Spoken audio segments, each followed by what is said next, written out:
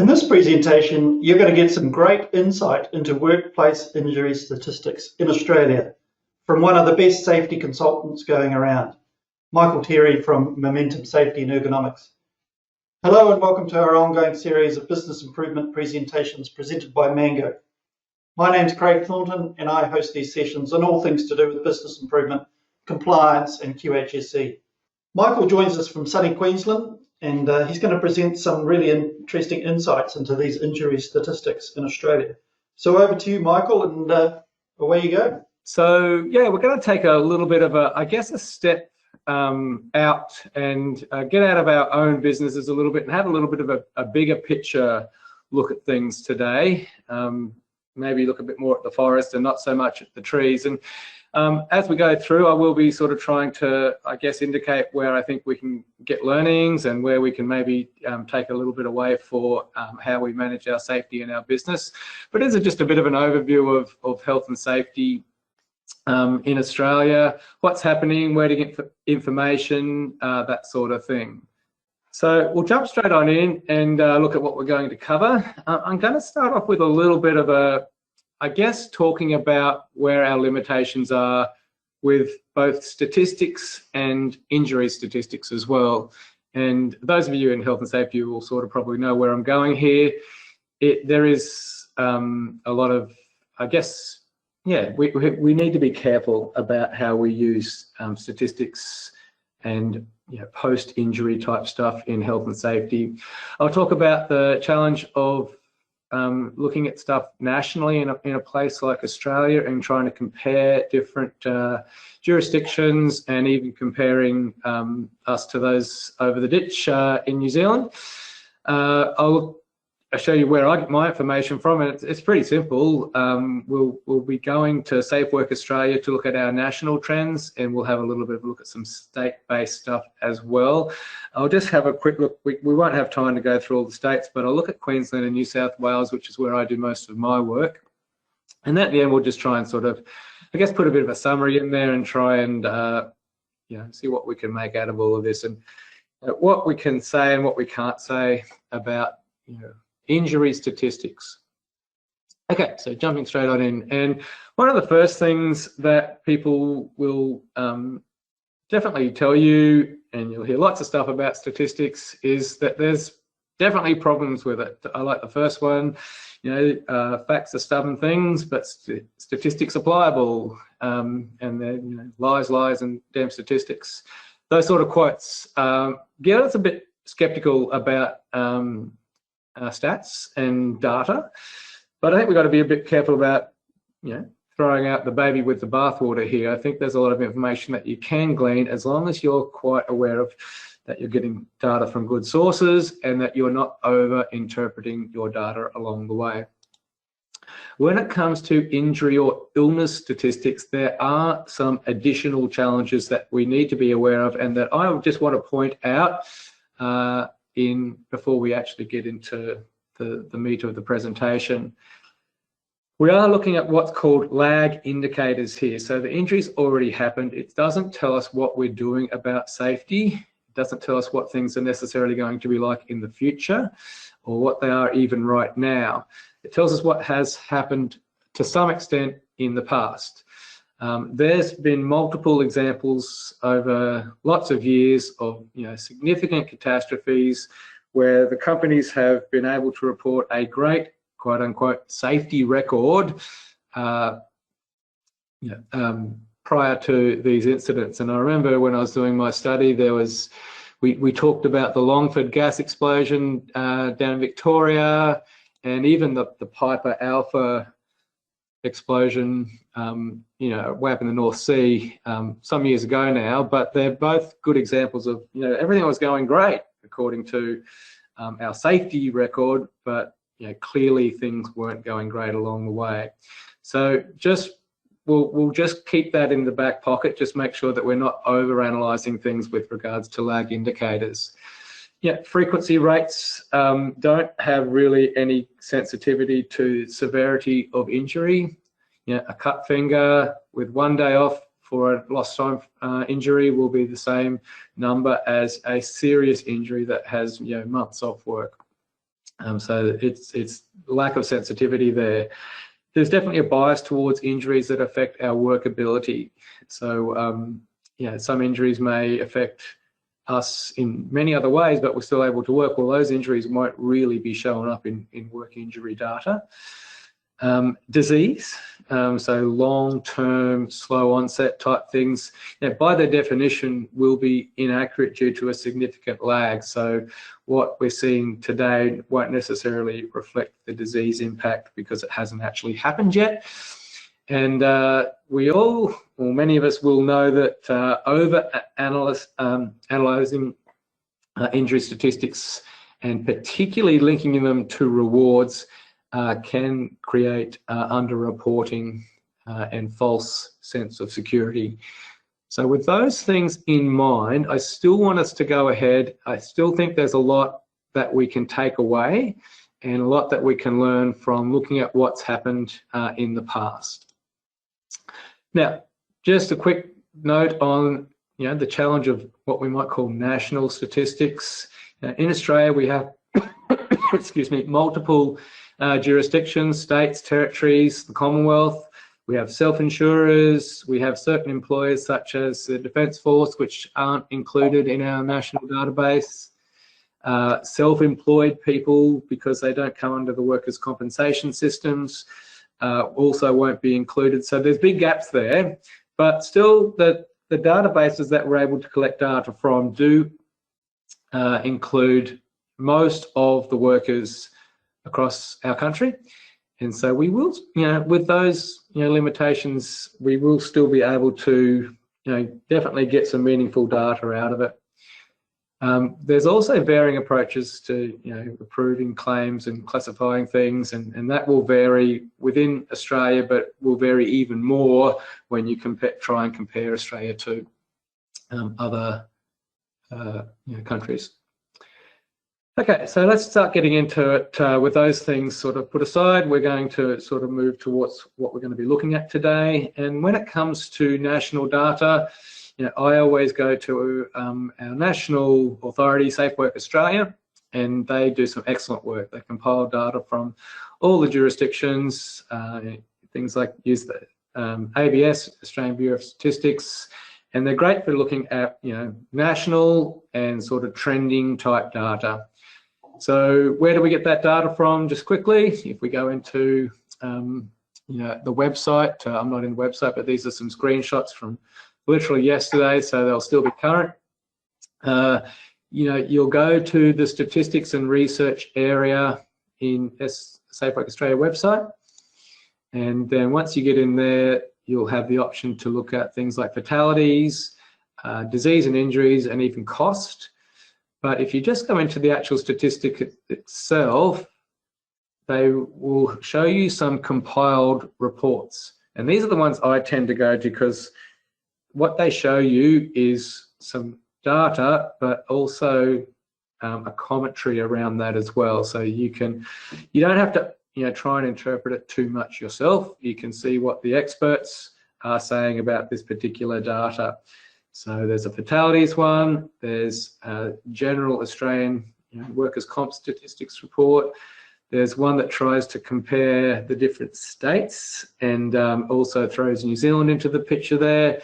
And there's this key health and safety statistics one, which gives you snapshots, sort of like infographic type images. And I'll be showing you stuff from all of these documents in our presentation today. Within the state, if I'm in Queensland, and if I'm wanting to look at some data for a client that's in a particular industry, I'll go to state data because it's a fairer comparison because you're comparing from people within the same workers' comp scheme, operating under the same work health and safety legislation. So better for benchmarking and industry analysis, in my opinion. Today we'll show you a little bit from that as well. And lastly, there's a few other places you might get some data from. Your workers' comp insurer often will submit comparisons of your business to other similar businesses in the same industry category. And some industry organisations will also publish data in relation to health and safety within that particular industry. So let's get into the actual data, and we'll start to look at some trends and some, I guess, snapshots of where we are right now.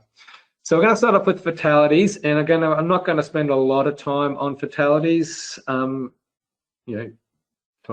probably for obvious reasons, but also I think they're not as sensitive as injury. It's just the numbers aren't as high, so they're a bit more liable to fluctuations.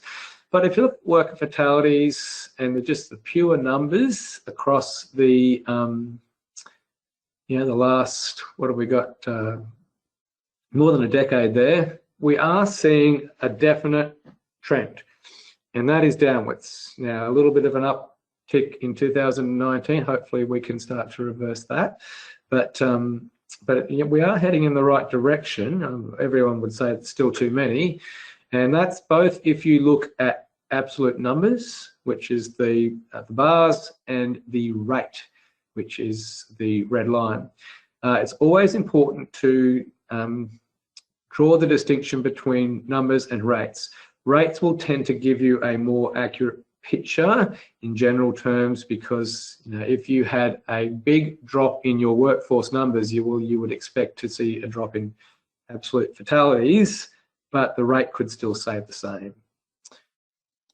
So let's look at fatalities within an industry. And again, we're using rates here just to give you a bit of a feel for which are the industries which are, I guess, according to this data, may be considered a little bit less safe or have a higher risk of fatality. And the top one, generally year in, year out, is agriculture, forestry and fishing. They do tend to have the highest rates and pretty high injury rates as well. Transport will be number 2, and then after that we have sort of mining, construction, a few other bits and pieces in there as a fairly high, but not as high as the other 2. So it just gives you a little bit of a feel there. Some of these categories are a little bit deceptive. You have to look up what the actual jobs that are included in there actually are. For example, public administration and safety does include things like police force, those sorts of, I guess, emergency services as well. So yeah, those are the industries that seem to have the highest sort of fatality rates, and they are the industries which are targeted in a lot of our sort of more national campaigns. They do more detailed analysis, and this is our last slide on workplace fatalities, but if you look at the industry of transport, this is one of what they call these priority industries, and it does break it down, and you can sort of see in here, if we look at the actual percentage or the numbers, most of the transport fatalities are related to vehicle collisions. So this would tell me, if I was working in the transport industry, that if there is any health and safety strategies I can do that prevent vehicle collisions, they should be high on my list, because they are the highest risk of, for that industry, of causing a fatality. So, and those of you that do work in that industry will know that there is strategies that are pushing towards that, and we have lots of fatigue. The whole chain of responsibility thing is definitely, that's part of it. So, so we are pushing ourselves towards those high risk areas for sure. Okay, moving on to injury and illness. So we're moving away from workplace fatalities now and injury or illness statistics. Excuse me, I still got a little bit of a cold from the weekend. But I have been COVID tested, everyone, so you're all safe. Okay, so the way that Safeway Australia looks at this, and most of the data we're going to look at in the next few slides will be in relation to serious claims. So a serious claim is basically any time someone has a week off work.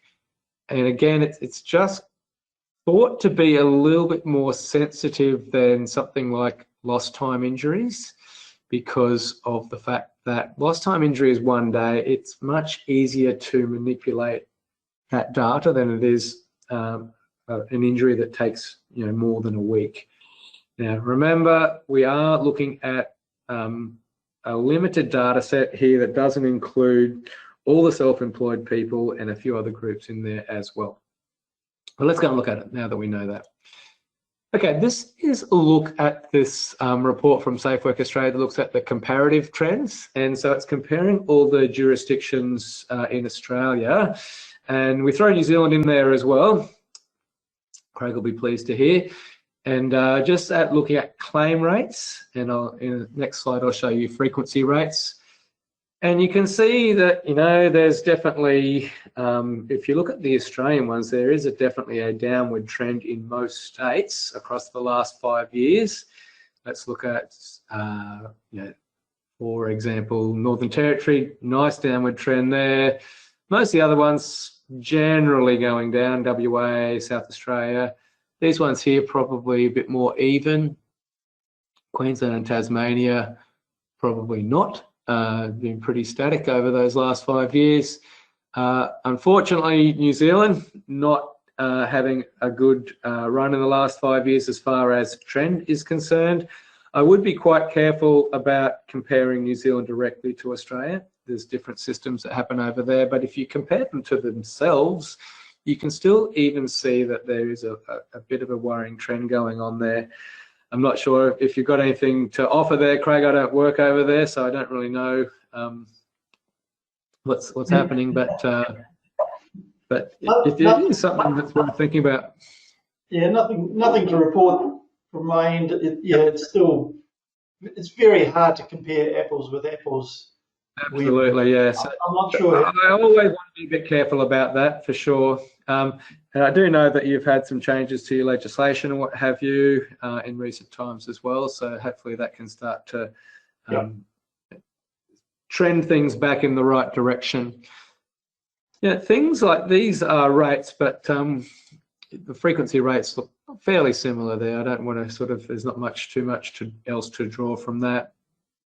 So that gives you a bit of a feel for what's happening across the different Australian states and New Zealand, with the best effort that Safeway Australia can do to compare, but with lots of caveats in there as well. Let's look at industry now, and here's an example of a very coarse snapshot of what's happening as far as what industries are contributing to these serious injuries. What's the highest there? Healthcare is the highest of those, and social assistance. Now, should we say there that healthcare has the highest risk in that situation?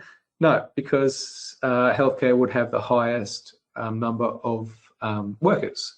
So that would be the main reason. So that means we should maybe step back and say, okay, well, let's have a look at rates, like we talked about before. Might be a little bit more sensitive in that situation. Now, we don't have a good graph for this one. It's probably a bit too much data to get well into a graph. I always like graphs, but if we zoom in a little bit there, let's just see the industries that are still the highest. Well, healthcare is still up there, but there's some other industries that are starting to show that when you look at more at the rates there, construction, manufacturing, agriculture again, some of those industries do show us a little bit more of where most of those injuries are occurring if you look at comparing a fair comparison and using frequency rates.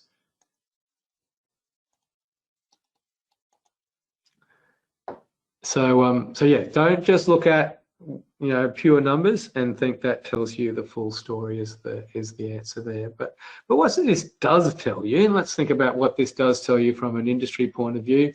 If you are in one of these industries that has a high frequency rate of injuries, yeah, I think every workplace should be working hard to improve its safety, but this is one of the ones where you really need to be looking very closely and maybe sort of trying to delve a bit more deeply into the data and have a little bit of a breakdown of, you know, where are these injuries actually occurring.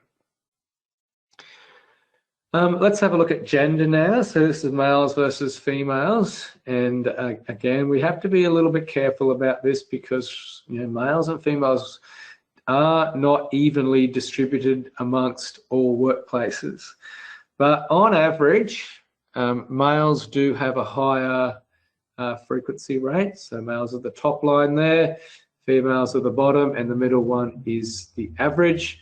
The general trend is in the same direction, but I guess from a male point of view, the positive is that the gap is definitely closing. And that could be something to do with health and safety. It could be something to do with workplace demographics as well. But it's definitely you know, trending in the right direction, although there is a bit of a level out there, but the gap is closing a little bit for males. If you look at where we are right now, males still are higher. They have a higher frequency rate. They have a slightly shorter time of work. But interestingly, the claims are slightly more expensive. So I'm not quite sure what's going on there. That would indicate to me, without being certain, that the male claims are perhaps a little bit more serious, have a higher requirement for medical treatment, that sort of thing. Okay, let's look at mechanism, and we're looking at percentages here first up, and this is probably one area where I think we can fairly just look at percentages because mechanism is not going to be affected by worker numbers in the same way that industries or occupations are. And we can see here that most of our injuries, or the largest proportion of our injuries, are from body stressing, manual handling type stuff.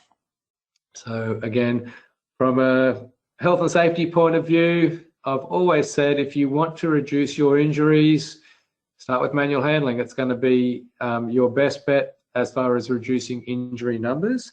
That's not the only place you should focus yourself, but it's not a bad way to, not a bad place to start, that's for sure.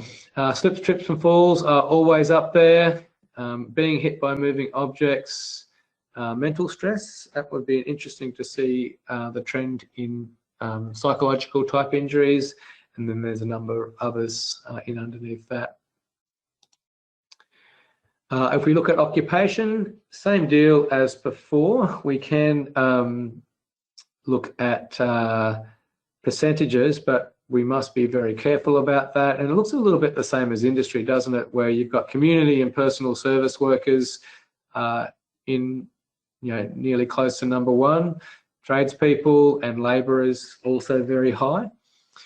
But that probably is going to be more representative of how many workers work in those industries. I think this one's actually a little bit more interesting for me. It looks at rates. So again, that takes away that is there more workers in the industry challenge, but it also throws age into the picture as well. And let's compare, for example, labourers and community and personal service workers. So if you're a younger person, less than 25 years of age as a labourer, you're still at quite a high risk of injury.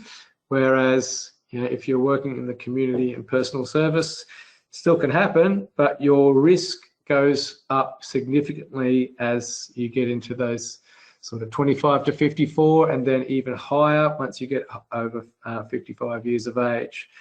So again, what can you take away from that? Maybe a little. I would say that if I was an employer in this industry here, I would be definitely having a look at what strategies we've got in place to keep our older, our older workers safe. And you know, that might be some opportunity for some targeted strategies in there. Excuse me again. All right, so that is a little bit of a look at our sort of national picture. I want to sort of move over and look at a little bit more at the states now and see what we can glean from those. And again, I'm just going to show you where we get information from my two main states that I work in, which is Queensland and New South Wales. It wouldn't take too much additional Googling for those of you in other states to find comparable services, and all the state regulators would have something like this. So let's start with Queensland. So Queensland, in a way, we're fortunate up here in that our workers' comp, we only have one workers' compensation insurer, WorkCover Queensland, and the regulator for that and the work health and safety sort of work, I wouldn't say under the same banner, but they certainly have on the same website, and there's definitely linkages in there. And I think our Queensland regulators do a great job in compiling some really good reports. I'll show you the two that I am most interested in. So if we go to the worksafe.qld.gov.au website and we go to resources, then statistics, that's where we will get our information. Once we get down to there, we can look at different reports, and there's quite a few, but the two that I tend to gravitate to the most are the key work health and safety statistics and the statistical report. This one here is more of a snapshot, and this one here is more of a detailed look. This one here is really good. They've been doing it for a couple of years now, and it directly mirrors the Safe Work Australia report. So a couple of the stats that I'll show you out of that one, you'll see that they even look, and they're using the same graphics. So it's a really good way to say, okay, well, that's what's happening nationally. Let's jump in and have a look at what's happening specifically in Queensland. So here's a couple here. So you'll see that they do tend to look pretty much the same. So this is this key work health and safety statistics report. So that we can look at trends, and again, that'll mirror some of the stuff that we've shown you previously, where we've got a general bit lumpy up here, then a nice downward trend from 2011 with a little bit of an uptick on the last year. So yeah, again, whenever you're looking at injury data, that was fatality, sorry. Whenever you're looking at injury or fatality data, 1 year you can definitely have a blip. It will certainly be interesting to see what the 2020 and 2021 show, and whether COVID had an impact on injuries. I suspect it will. And so I guess the next few years we're going to have to be a bit careful about how we interpret these sort of statistics. This is the Queensland version of the claims by gender. And you can see, same graphic, but Queensland definitely has more of a bias towards males being higher rates than females. It was much closer nationally. Again, why could that be? Is it because males in Queensland are less safe or more susceptible to injury? As a Queensland male, I would not necessarily agree with that. I think it could well be to do with the type of work that happens, a bit more mining and that sort of stuff up here. So maybe it's to do with that. Again, statistics show you what has happened. They don't show you the reasons for that. So a bit of analysis and consideration needs to happen there. Let's look at the annual statistics report. So this is the one that gives you a little bit more detail. And again, I've just picked two fairly random slides that sort of link in with some of the other stuff that we've looked at so far. So this is our claim rates for the last 5 years. And again, it shows that slight downward trend. Without that upward tick in fatalities, so the claim rates are tending to still trend in the right direction, if subtly, but looking okay there. If we look at claim rates by industry, you can see for the last 2 years, you can see that manufacturing in Queensland always tends to be our highest. And I'll leave you to take in the others. This report's really good, actually, this annual statistical report. I look at it every year, and it's fun to just sort of compare. They've been doing the same report for years and years now, using the same data, and it's just interesting to see. You know, I remember maybe 5-10 years ago, manufacturing was up over 100, well over 100 in its claim rates, and you know, there was a big push on health and safety in manufacturing from the regulator. Now it's still high and still too high, but it's definitely moving on average in the right direction for sure. So that's that annual statistical report from Workplace Health and Safety Queensland. In New South Wales, they do it a little bit differently. They have multiple insurers in New South Wales, so they have this state insurance regulatory authority, and also have a number of reports. I haven't found their reports to be quite as useful. Maybe I'm just not as good at reading and interpreting, but I do like the stuff that Queensland puts out a little bit more. What they do have is this open data analytics tool, which is quite handy.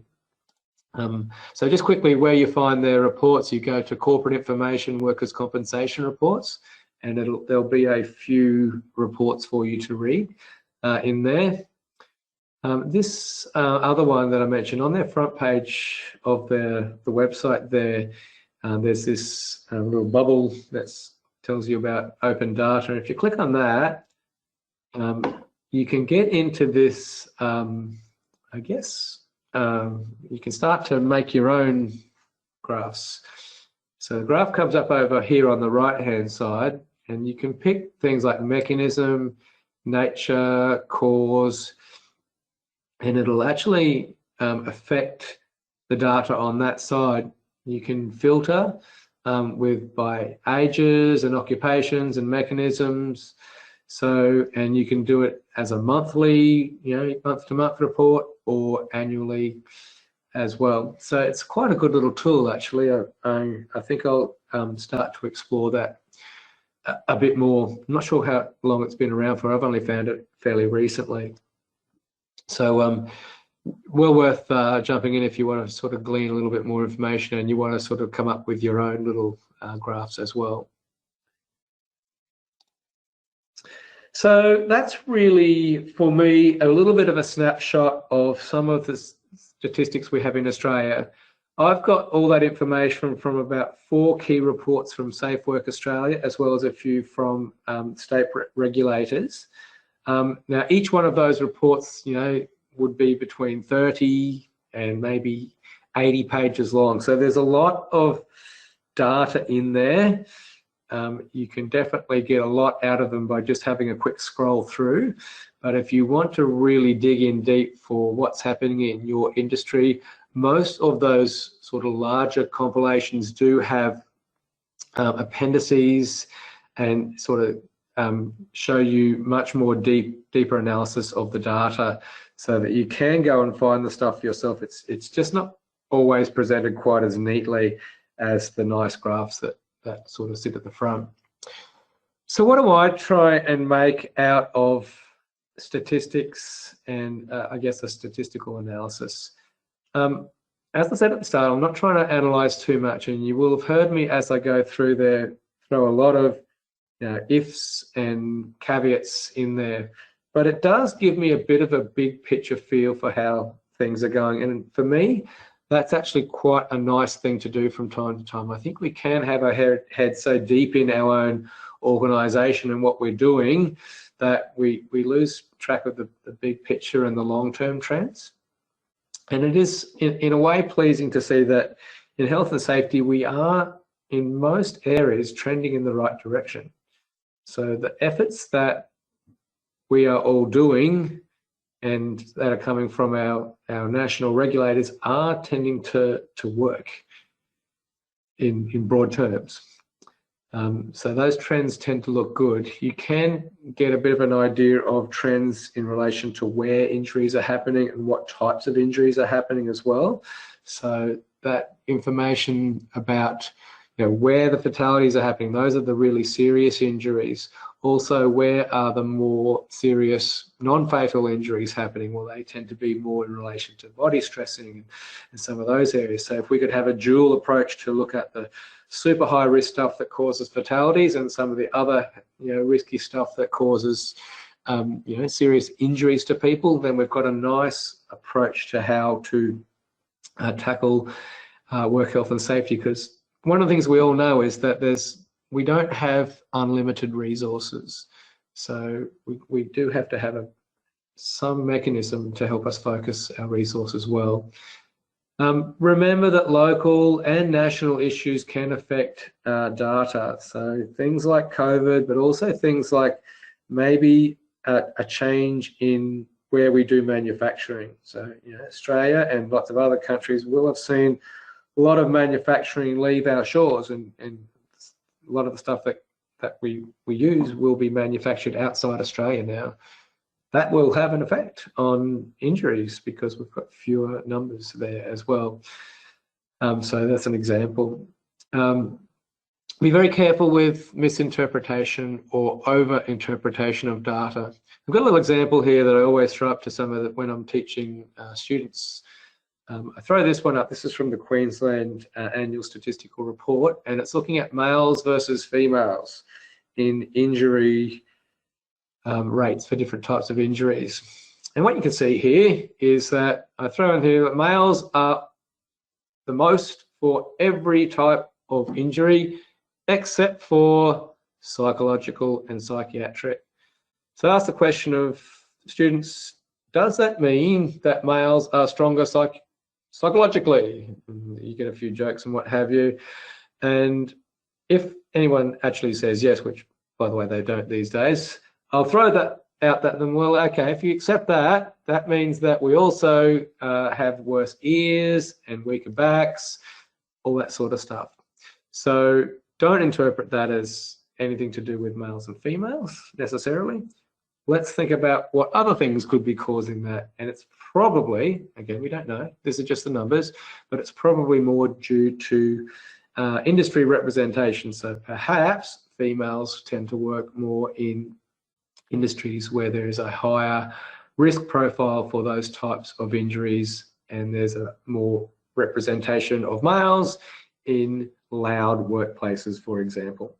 That's all it probably is really saying, but it's saying something. So we just got to we can take something away from it, but we just got to be careful about not taking too much away from it. And as I said a few times, with obvious care, you may be able to use some of this industry data to help guide your work health and safety efforts with fairly limited resources. So there we go. That's it from me as far as the presentation is concerned. I hope that gave you all a little bit of a snapshot and a feel for, how to approach looking at work health and safety statistics, because there's a lot out there, but we just got to be a bit careful about how we interpret them. That's excellent, Michael. That's brilliant. Really, really, really good. But also, Michael, how can people contact you? What's the best way of contacting you if they want? Just go to my website, momentumsafety.com.au, and there'll be a contact form on there. It'll have my email address on there as well.